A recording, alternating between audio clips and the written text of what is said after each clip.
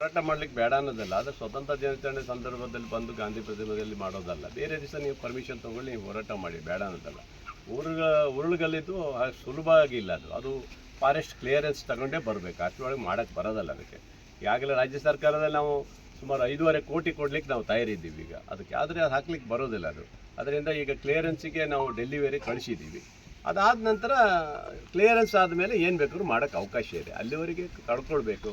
ಈಗ ಏನು ಹಿಂದಿಂದಲೂ ಅದು ಮಾಡಲಿಕ್ಕಾಗಿಲ್ಲ. ಅದು ಫಾರೆಸ್ಟ್ ಅದೊಂದು 2-3 ಯಾಕೆ ಇದೊಂದು ಮೇಘಾನೆ ಗುಡ್ಡಕ್ಕಾಗಿದೆ, ಅವ್ರಿಗೆ ರಸ್ತೆ ಆಗಿಲ್ಲ. ಇವ್ರಿಗೆ ರಸ್ತೆ ಬೇಕು, ಕರೆಂಟ್ ಬೇಕು. ಅಲ್ಲಿ ಒಂದು ಸೇತುವೆನೂ ಕೊಟ್ಟಿದ್ದೇನೆ. ಈಗ ಆಲ್ರೆಡಿ ಒಂದು ಸೇತುವೆ ಮಾಡಲಿಕ್ಕೆ ನಾನು ಕೊಟ್ಟಿದ್ದೇನೆ.